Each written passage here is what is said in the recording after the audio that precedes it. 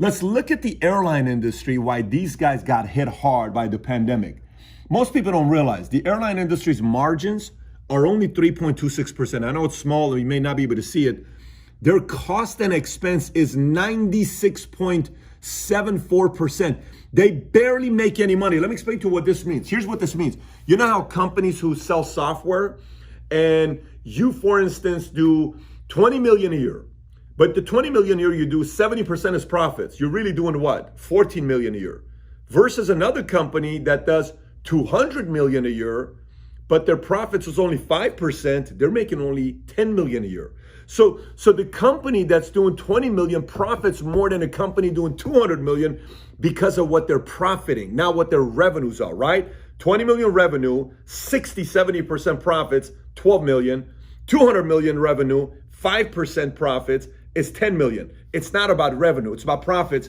And the airline industry's profit net margin is 3.26%. This is why, the airline industry has historically been the sexy industry. Let me go create my own airline. And most people don't realize there's 27,000 commercial jet aircrafts valued at $696 billion,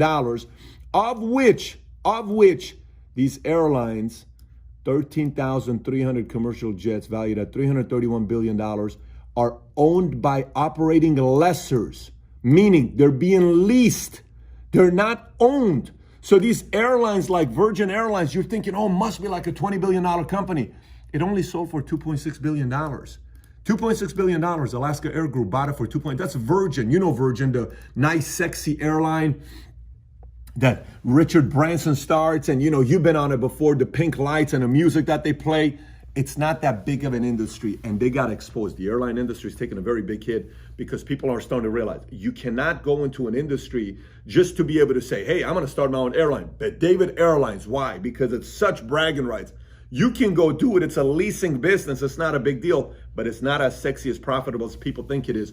People are starting to pay attention to numbers they didn't pay attention to before.